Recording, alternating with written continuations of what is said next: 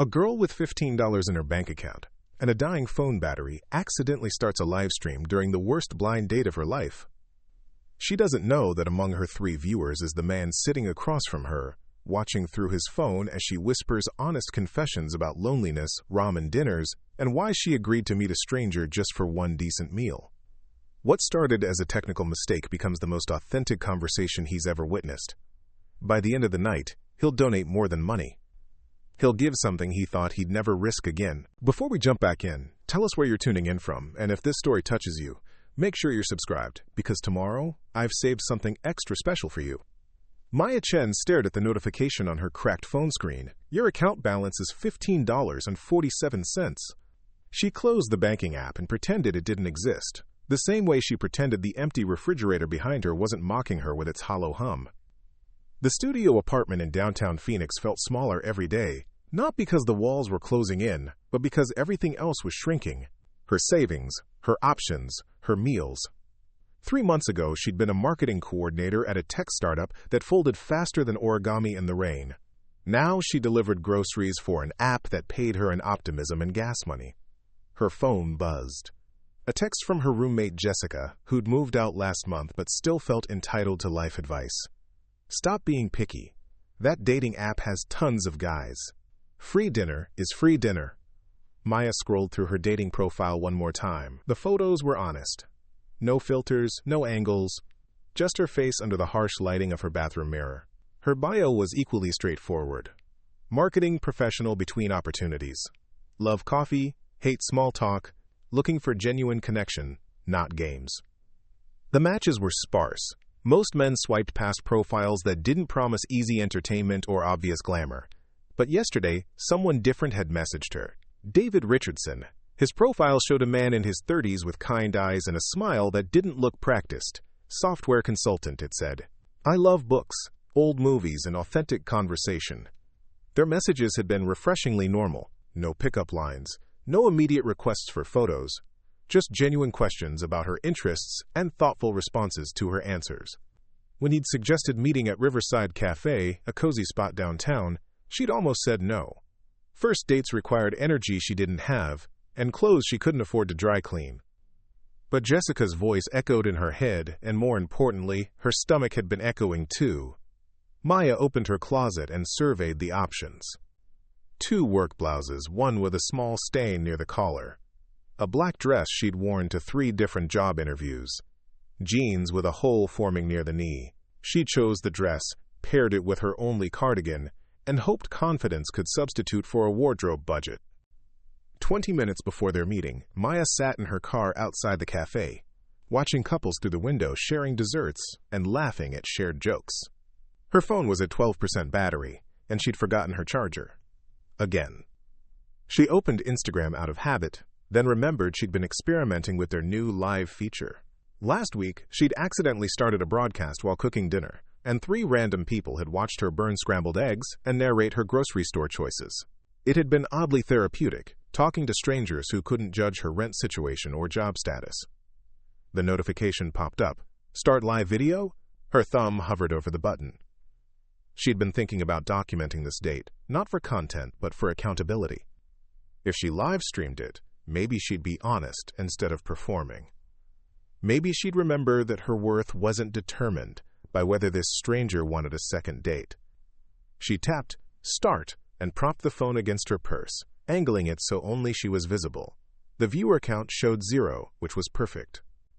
She could practice being authentic without an audience. Okay, universe, she whispered to the camera. I'm about to go on a blind date with $15 in my bank account and a prayer that this guy actually looks like his photos. If this goes badly, at least I'll have documented evidence of my optimism. The viewer count flickered to 1, then 2. Maya didn't notice. She was too busy checking her reflection in the rearview mirror and giving herself a pep talk. The thing is, she continued, adjusting her cardigan, I'm not even looking for Prince Charming. I just want someone who won't make me feel like I need to apologize for existing. Someone who won't ask what I do for work and then get that look when I say I'm between careers. 3 viewers now. Still, Maya remained focused on her own reflection, unaware that her honest vulnerability was drawing in strangers who recognized something real in her words. She grabbed her purse and phone, forgetting the live stream was still running. The camera captured her walking toward the cafe, her heels clicking against the pavement, her voice carrying clearly as she continued her internal monologue externally. "I practice conversation topics in the car. How pathetic is that? But I can't afford to be bored tonight. Boring doesn't get invited back. And I really need this to work out. Not because I'm desperate for love, but because I'm desperate for someone to see me as more than a resume gap and a credit score." Inside the cafe, Maya spotted David immediately. He was sitting at a corner table, scrolling through his phone, and he looked exactly like his photos. Relief flooded through her as she approached. "David?" she asked, and he looked up with that same genuine smile from his profile. "Maya, right on time." He stood to greet her, and she noticed he was taller than expected, with an easy confidence that didn't feel rehearsed. "I already got us a table. I hope that's okay." "Perfect," she said, settling into her chair and propping her phone against the small flower vase, still unaware that the live stream was capturing everything. "I have to admit, I was nervous you wouldn't look like your photos. Online dating has taught me to expect creative interpretations of reality." David laughed. "I had the same worry. But you're exactly what I expected. In the best way." The viewer count on her phone had climbed to 8, but Maya's attention was entirely on the man across from her. What she didn't know was that one of those viewers had joined the stream 5 minutes ago, drawn in by the thumbnail of a woman in a coffee shop. He'd been scrolling mindlessly through social media during a break from work when something about her voice, her honesty, had made him stop. The username showed as Anonymous User, but behind that generic label was Marcus Thompson, a 34-year-old software entrepreneur who'd built and sold 2 companies before his 30th birthday. He was sitting in his downtown Phoenix office, 40 floors above the street, taking a rare moment away from merger negotiations to lose himself in social media.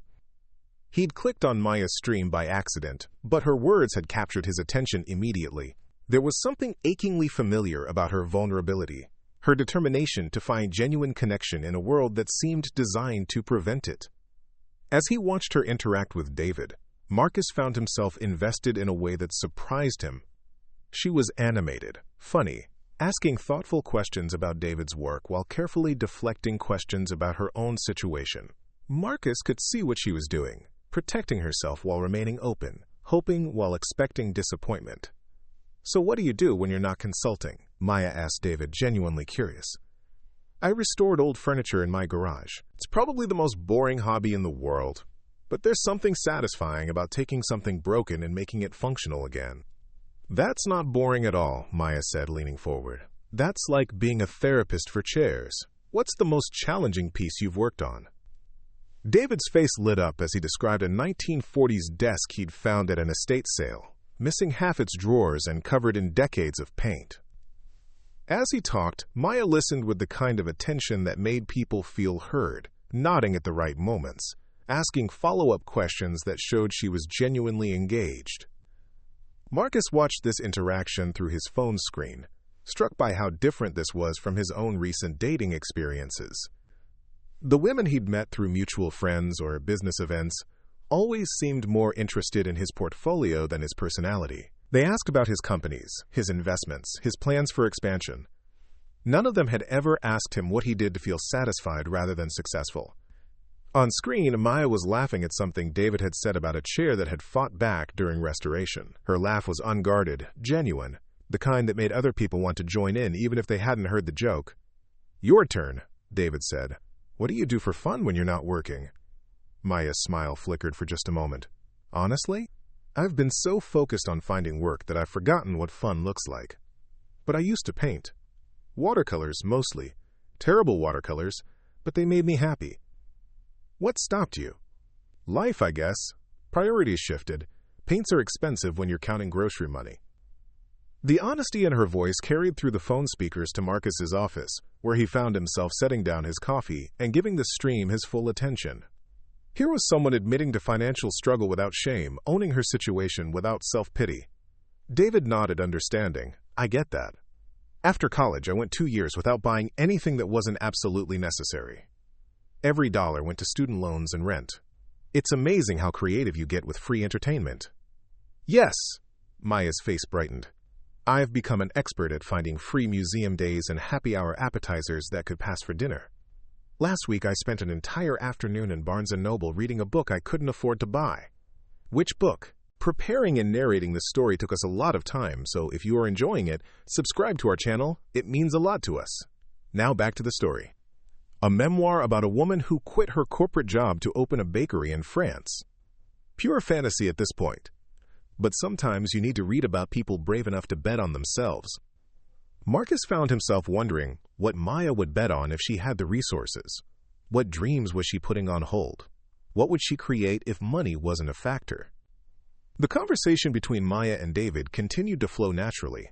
They discovered shared loves of obscure documentaries and breakfast food at any hour.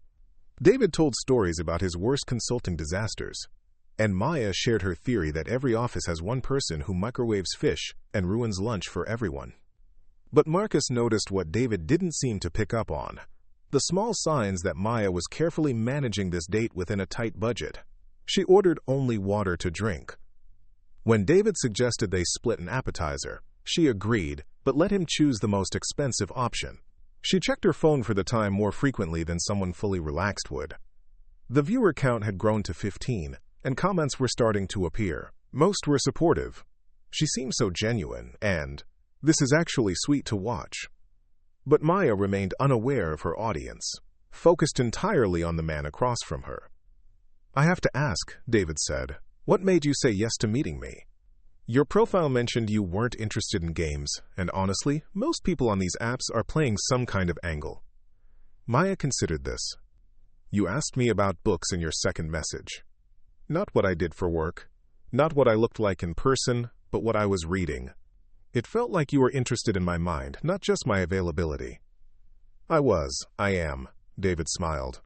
Though I have to admit, I was also curious about someone brave enough to be completely honest in their dating profile. Most people try to market themselves like products. Maybe I'm just bad at marketing, Maya laughed. My last job was literally in marketing, and I couldn't even market myself into keeping it. The comment slipped out before she could stop it, and Marcus watched her face change as she realized what she'd revealed. David's expression shifted too, not with judgment, but with recognition. You're between jobs right now? He asked gently. Maya nodded, her cheeks coloring slightly. 3 months now. The startup I worked for went under pretty suddenly. I've been freelancing and doing gig work while I look for something permanent. That's tough. I've been there. Have you really? Or are you just being polite? David laughed. Really. After my last consulting contract ended, I spent 4 months eating peanut butter sandwiches and wondering if I should have stayed in my corporate job. Independence is terrifying when your bank account has more commas than your savings account. Maya's relief was visible. Thank you for not making me feel like a cautionary tale. Why would I? You're clearly smart, you're working, you're being responsible. Some of us just have to take the scenic route to where we're going.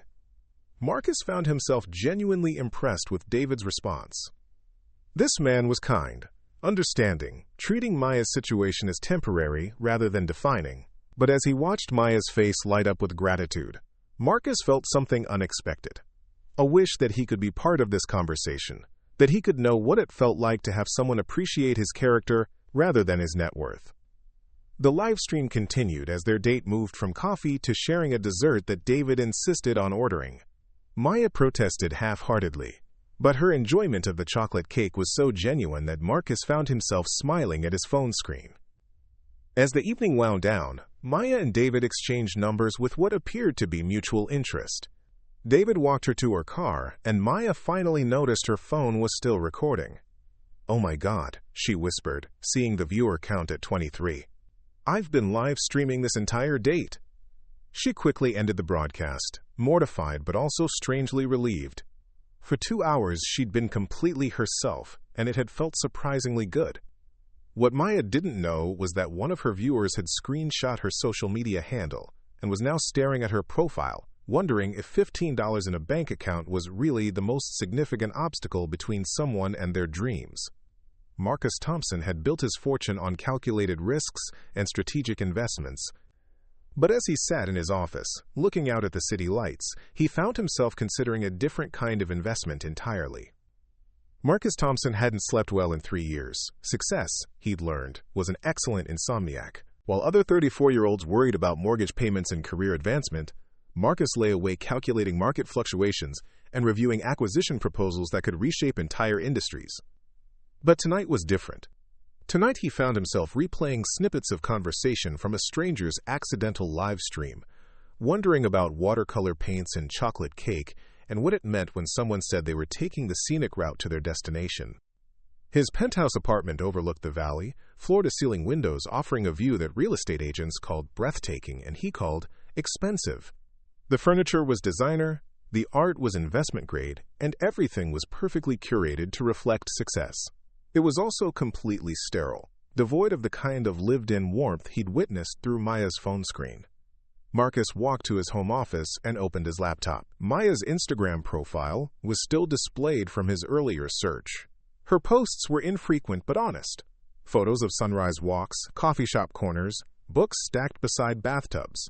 No staged lifestyle shots or humble bragging captions. Just moments that felt authentic, in a world increasingly designed around performance. Her most recent post was from 2 weeks ago, a picture of a hand-painted coffee mug with a chip in the handle. The caption read, "Found this at a thrift store for 50 cents. The previous owner painted tiny flowers around the rim. Sometimes the most beautiful things are the ones someone else couldn't afford to keep." Marcus stared at that post for longer than he cared to admit. When was the last time he'd found beauty in something discarded? When had he last paid attention to details that didn't increase in value? His phone buzzed with a text from his assistant. Board meeting moved to 8 a.m. Quarterly projections need review before Carlson's presentation. The corporate world was already pulling him back, but Marcus found himself reluctant to leave Maya's digital footprint. He scrolled through older posts, finding glimpses of a life lived intentionally, despite obvious constraints. Photos of library books instead of purchased ones. Sunset views from what appeared to be a city bus. A selfie with exhausted eyes but a genuine smile, captioned, "Day 15 of the job hunt. Still believe something good is coming." That post was dated 2 months ago. Marcus closed his laptop and tried to focus on the presentation materials scattered across his desk. Thompson Ventures was considering a $12 million investment in a startup that promised to revolutionize food delivery logistics. The numbers were solid, the market research comprehensive, but as he reviewed profit projections, his mind drifted to Maya counting grocery money and finding creative ways to stretch $15. At 2 a.m., he gave up on productivity and returned to social media. Maya had posted a new Instagram story, just a photo of her ceiling with text overlay.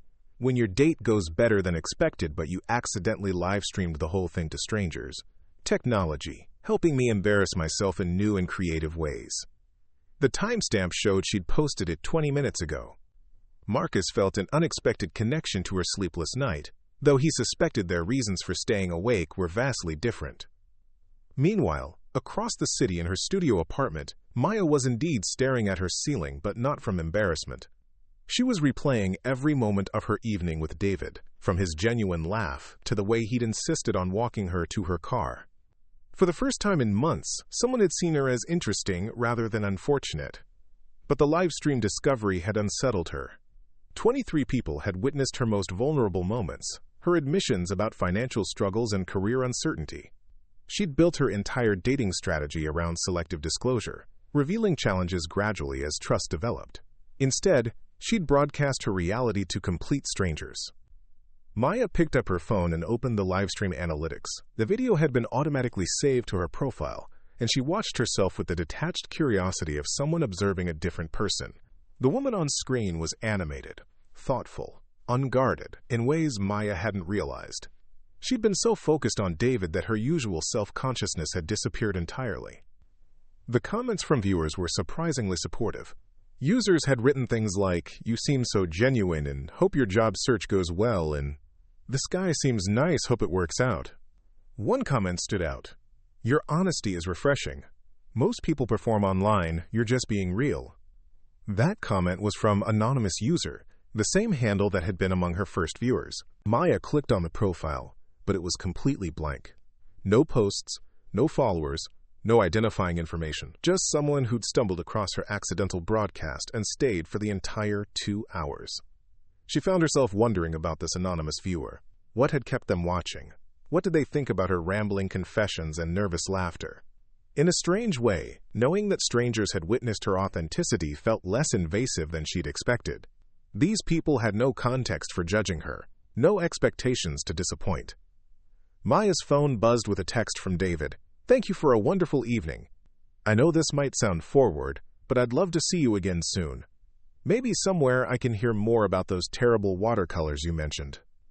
She smiled, typing back, "I'd like that. Fair warning, they're truly awful. I once painted a sunset that looked like a crime scene.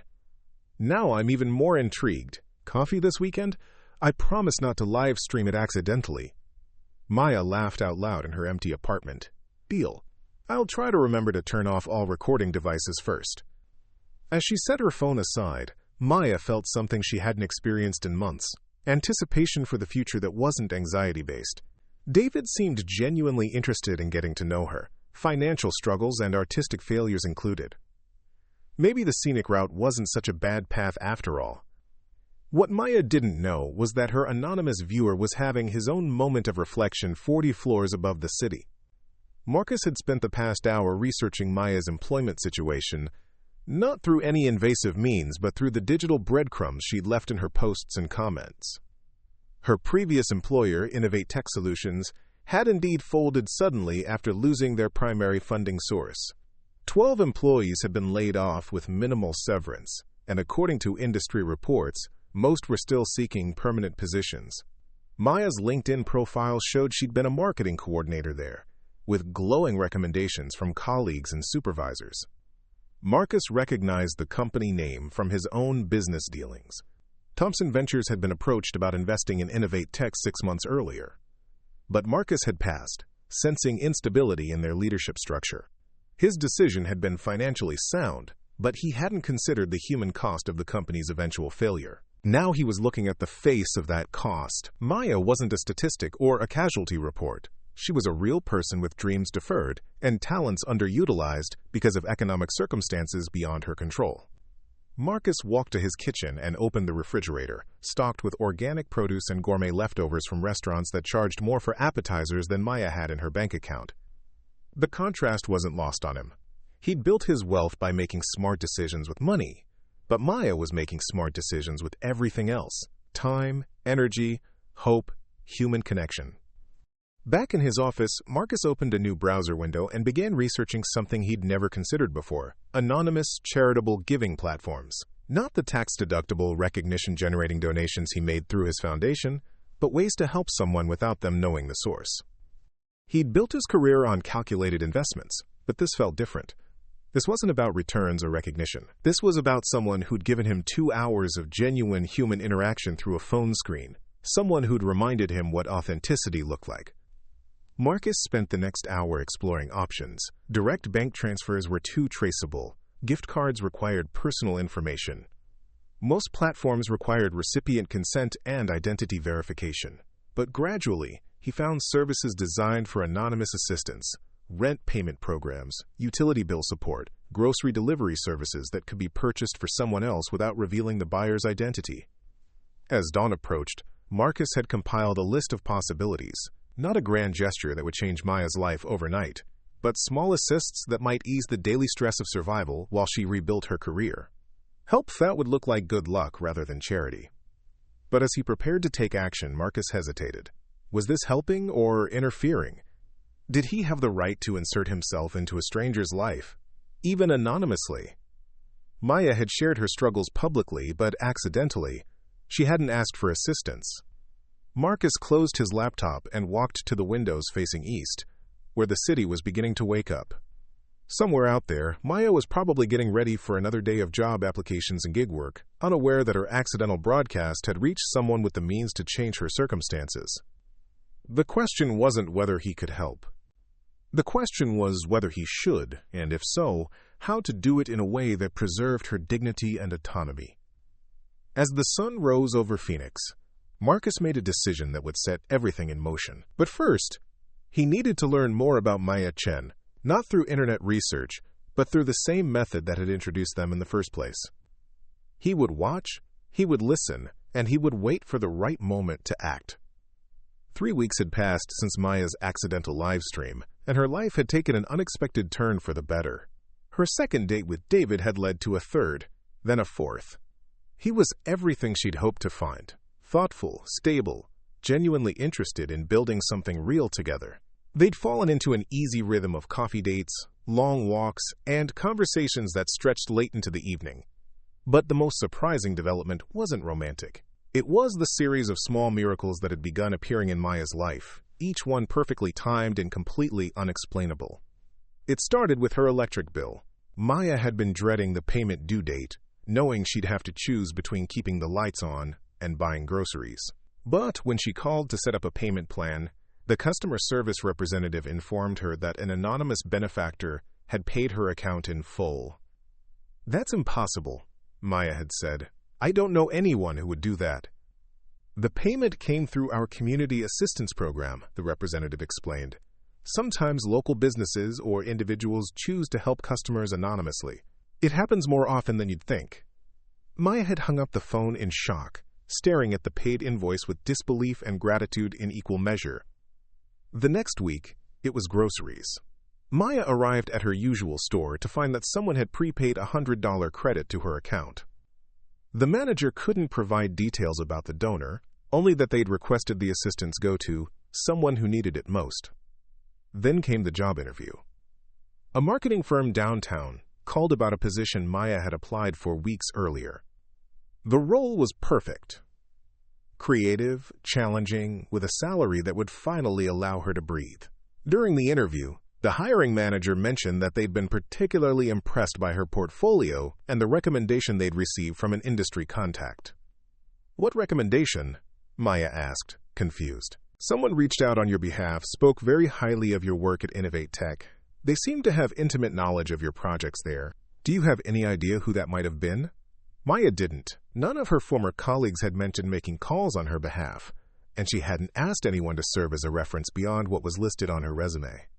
But the strangest part was how each piece of good fortune felt perfectly calibrated to her needs. Not excessive, not life-changing in an overwhelming way, just enough to ease the constant stress of financial survival while she rebuilt her career. Maya found herself wondering if this was what people meant when they talked about guardian angels. Meanwhile, Marcus had become an expert in anonymous assistance. He'd created elaborate systems to ensure his help remained untraceable, using intermediary services, prepaid accounts, and carefully worded requests that made his interventions appear like standard community support programs. Watching Maya's relief through her social media posts had become his guilty pleasure. She'd shared photos of her first full grocery cart in months, posted about the stress relief of having utilities covered, and celebrated the job interview with cautious optimism. Each update confirmed that his help was making a real difference without overwhelming her independence. But Marcus was also struggling with the deception. He'd become invested in Maya's life in a way that felt increasingly personal, yet she had no idea he existed. He knew about her coffee preferences, her favorite walking routes, her anxiety about job interviews. He'd watched her relationship with David develop through her posts, feeling a complex mixture of happiness for her success and regret for his own isolation. The situation came to a head on a Thursday evening when Maya decided to try live streaming again, this time intentionally.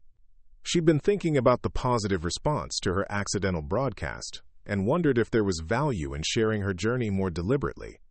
"So I'm going to try this thing where I actually plan to be on camera," she said to her phone, propped against a stack of books in her apartment.